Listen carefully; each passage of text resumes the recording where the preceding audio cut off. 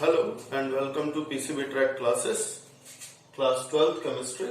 The chapter is solution and today's topic is colligative property. आज का विषय है अणुसंख्यक गुणधर्म या अणुसंख्यक गुण। तो अणुसंख्यक गुण नाम से जाहिर है विलयन में कुछ ऐसे गुण होते हैं, विलयन के कुछ ऐसे गुण होते हैं जो विलेय कणों की प्रकृति या उनके नेचर पर निर्भर नहीं करते, बल्कि वे विलेय कणों के संख्या पर निर्भर करते हैं। इन्हें अणुसंख्यक गुण कहते हैं। Those properties of a solution which does not depends upon the nature of solute, but it depends upon the number of particles of solute are called colligative properties. यहाँ चार प्रकार की colligative properties की स्टडी करेंगे हम। पहला है वाष्प दाब में आपेक्षिक अवनमन, relative lowering in vapour pressure. इस बात पे ध्यान देंगे कि vapour pressure is not a colligative property. Vapour pressure में जो कमी आती है, लोअरिंग होती है, वो कॉलिगेटिव प्रॉपर्टी है। ऑस्मोटिक प्रेशर, ये एक कॉलिगेटिव प्रॉपर्टी है, परासरण दाब। तीसरा है क्वथनांक में उन्नयन, एलिवेशन इन बॉइलिंग पॉइंट का बढ़ जाना। हिमांक में अवनमन, डिप्रेशन इन फ्रीजिंग पॉइंट, यानी कि फ्रीजिंग पॉइंट का कम हो जाना। ये चारों कॉलिगेटिव प्रॉपर्टीज कहलाती हैं। अब वाष्प दाब क्या है ये जानना, तो सबसे पहले तो इस बात को समझिए कि किसी भी लिक्विड, कोई भी लिक्विड अपने आप वेपर में कन्वर्ट होते रहती है हर टेम्परेचर पे। इसको हम वेपराइजेशन कहते हैं। Conversion of a liquid into its gas form और its vapour is called vaporisation. और वेपराइजेशन जो है वो वेपर बनाता है, और वेपर जो है ओपन अगर रहेगा आपका लिक्विड तो एटमॉस्फेयर में डिस्पर्स हो जाता है। तो एक खुले बर्तन में, एक ओपन कंटेनर में हम किसी भी लिक्विड का वेपर प्रेशर अगर मेजर करें तो वो एटमॉस्फेरिक प्रेशर के बराबर मिलेगा, और ये एग्जैक्ट नहीं होता है। तो ऐसे में हम किसी भी कंटेनर को बंद करने के बाद ही वेपर प्रेशर मेजर कर सकते हैं। तो यहाँ ये ध्यान रखिए कि जब आप कंटेनर बंद कर देंगे तो लिक्विड वेपर में बदलेगा, और थोड़ी देर बाद वेपर वापस लिक्विफाई होने लगेगा, यानी यहाँ एक इक्विलिब्रियम स्टैब्लिश हो जाएगा, एक साम्यावस्था आ जाएगी, जिसे हम लिक्विड वेपर इक्विलिब्रियम या द्रव वाष्प साम्यावस्था कहते हैं। तो स्थिर ताप पर जब द्रव वाष्प साम्यावस्था स्थापित हो जाती है, तब किसी द्रव की सतह पर उसके वाष्प द्वारा लगाया गया दाब वाष्प दाब कहलाता है। मतलब at a constant temperature, when liquid vapor equilibrium has been established, the pressure exerted by the vapor of a liquid on the surface of liquid is called its vapor pressure. एक प्रश्न आता है, किसी अवाष्पशील विलेय युक्त विलयन का वाष्प दाब शुद्ध विलायक के वाष्प दाब से हमेशा कम होता है। यानी vapour pressure of solution containing non-volatile solute is always less than that of the vapor pressure of its pure solvent. अब हमको जानना है कि ये नॉन वोलाटाइल और वोलाटाइल सॉल्यूट क्या होते हैं।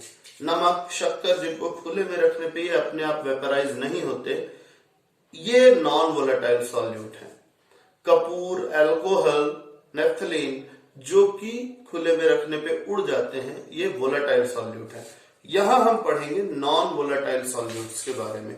तो अगर पानी में आप नमक मिला दें या शक्कर मिला दें तो इसका वेपर प्रेशर शुद्ध पानी से कम हो जाता है। क्यों कम हो जाता है, यही जानना है हमको। सबसे पहले ये समझिए कि vaporisation is a surface phenomenon. वाष्पीकरण सतह से होने वाला प्रक्रम है। किसी भी लिक्विड के सिर्फ ऊपर के सरफेस से वेपराइजेशन होता है, पूरे बल्क से वेपराइजेशन नहीं होता है। इसीलिए जब आप पोछा लगाते समय या टेबल साफ करते समय पानी को फैला देते हैं तो वो जल्दी उड़ जाता है। इतना ही पानी अगर आप गिलास में रखें तो उसको उड़ने में बहुत समय लगेगा। कुल मिला के मतलब ये है कि vaporisation is a surface phenomenon. Surface जितनी ज्यादा होगी वाष्पीकरण उतना अधिक होता है। अब इसके बाद शुद्ध विलायक की सतह की कल्पना कीजिए तो शुद्ध विलायक की सतह पर केवल विलायक होगा क्योंकि वो शुद्ध है, इसलिए पूरी सतह, संपूर्ण सतह, the whole surface of the pure solvent, वहां से वेपराइजेशन होगा, वहां से वाष्पीकरण होगा।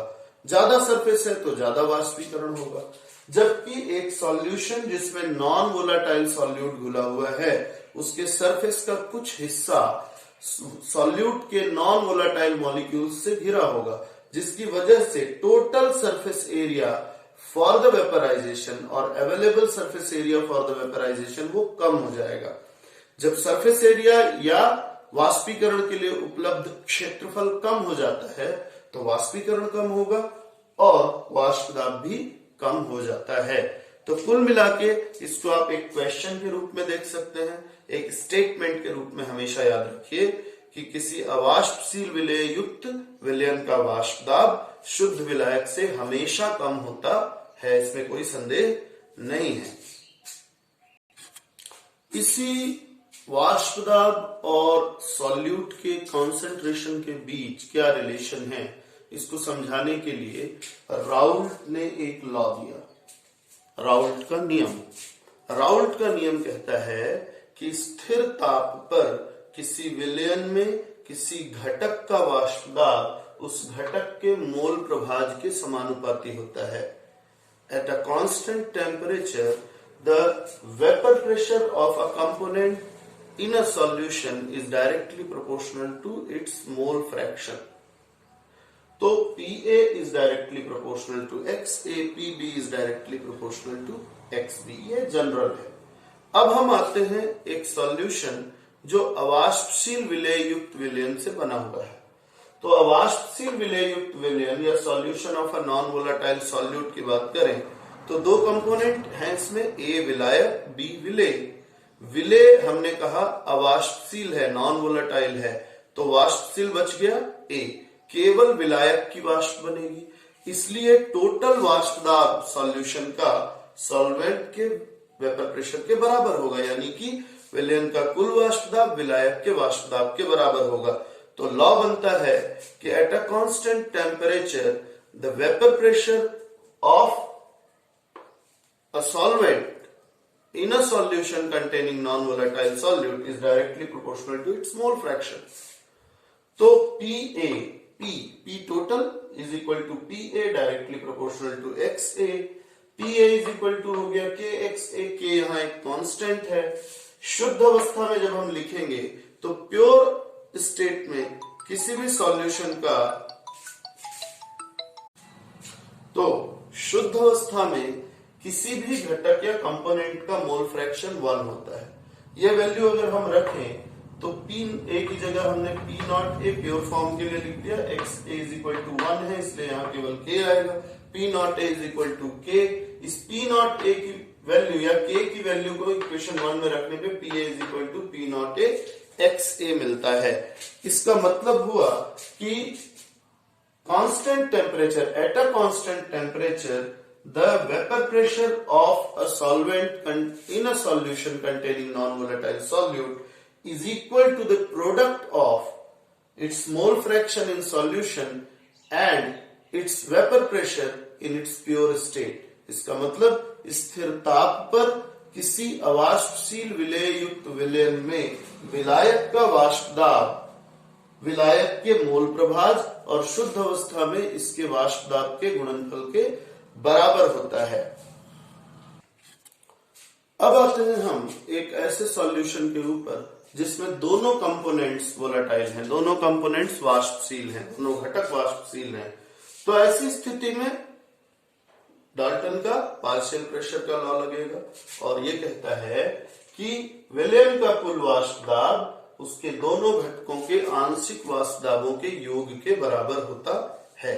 यहाँ ये बात ध्यान देने की है कि विलयन में किसी भी घटक का वाष्प दाब उसके मोल प्रभाज और उसकी शुद्ध अवस्था के वाष्प दाब के गुणनफल के बराबर होता है, यानी PA बराबर P नॉट A XA, इसी प्रकार PB बराबर P नॉट B XB होगा। ये वैल्यू यहाँ रखेंगे तो P इज इक्वल टू आएगा P not A XA plus P not B XB। एक बहुत महत्वपूर्ण सूत्र है ऐसे विलयन के लिए जिसमें दोनों घटकों का वाष्पीकरण हो रहा होता है। तो आज हम यहां तक देखेंगे। कल से हम कॉलिगेटिव प्रॉपर्टीज के एक एक टॉपिक को डिस्कस करना शुरू करेंगे। Thank you.